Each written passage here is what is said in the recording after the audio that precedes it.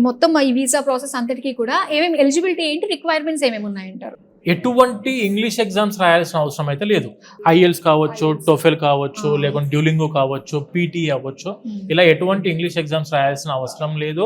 Eligibility criteria వచ్చేసరికి intermediate English 65% ఉండి మనం చదువుకున్న graduation medium of instruction English లో ఉంటే చాలు madam. We can apply for the universities in UK. Student కి రిక్వైర్డ్ డాక్యుమెంట్స్ పాస్పోర్ట్ తో పాటు 10th memo, 12th memo, semester wise memos, 3 letter of recommendations and consolidated marks memo and provisional certificate. ఈ required documents ఉంటే enough for applying for the universities. దాని తర్వాత వాళ్ళ profile తగ్గట్టుగా మేము షార్ట్ లిస్ట్ చేసి యూనివర్సిటీస్ లిస్ట్ ఇస్తాం మేడం. ఒక 6-7 యూనివర్సిటీస్ కి వీళ్ళు అప్లై చేసుకోవచ్చు. సజెస్టెడ్ యూనివర్సిటీస్ వాళ్ళు ఏమన్నా ఉన్నా అప్లై చేస్తాం, లేదు మమ్మల్ని సజెస్ట్ చేయమన్నా కూడాను మేము సజెస్ట్ చేసి మంచి top Tier 1 universities scholarships of up to 6 lakhs వరకు ప్రొవైడ్ చేస్తూ ప్లేస్మెంట్స్ అందిస్తున్న యూనివర్సిటీస్ ఏవైతే ఉంటాయి. అండ్ ప్లేస్ లొకేషన్ కూడా చాలా మ్యాటర్ చేస్తుంది మేడం జాబ్స్ కి.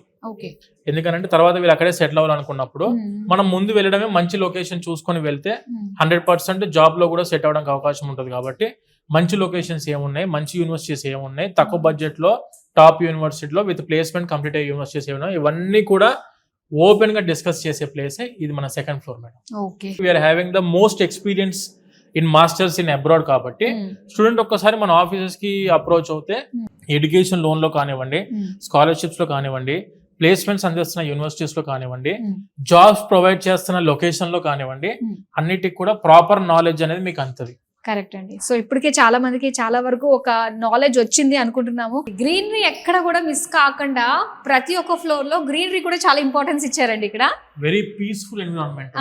అంటే ప్రశాంతంగా వాళ్ళు అనుకున్నది ఏంటి అనేది ప్రశాంతంగా కూర్చొని మైండ్ పీస్ఫుల్ గా ఉంటే వాళ్ళు దేనికి వెళ్దాం అనుకుంటున్నారు, ఏం చదువుకుందాం అనుకుంటున్నారు, ఎలా సెటిల్ అవుదాం అనుకుంటున్నారు, ఒక క్లారిటీ స్టూడెంట్ కూడా ఉండాలి. కాబట్టి ప్రతిదీ మేడం మేము ఆఫీస్ స్ట్రక్చర్ ఎలా ఉండిద్ది అంటే మేడం, స్టూడెంట్ కి కావాల్సిన ప్రతిదీ మనం అందుబాటులో ఉంచుతాం ఇక్కడే ఒకటే ప్లేస్ లో. అందుకే ప్రౌడ్ గా చెప్పగలుగుతాను నేను, VSource is called as a one stop destination for the masters in abroad madam. One of the most experienced consultancy ఏదైనా తెలుగు స్టేట్స్ లో ఉంది అని అంటే అది మేము వీసోర్స్ అని చెప్పి ఖచ్చితంగా చెప్పగలుగుతాం. నిజంగా మన తెలుగు స్టూడెంట్స్ అందరూ చేసుకునే ఒక అదృష్టమేనండి వీసోర్స్ ఉండడం అన్నది. వాళ్ళ కళలు సాకారం చేసుకునే వైపు వాళ్ళు వెళ్తున్నారు.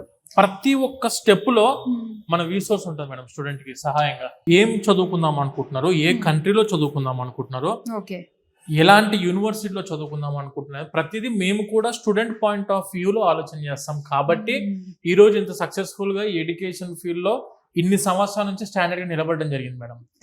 ఎవరైతే స్టాండర్డ్ గా చాలా సంవత్సరాల వరకు ప్రొజెక్షన్ పెట్టుకొని ఉంటారో వాళ్ళు ఇలానే ఉంటారు మేడం.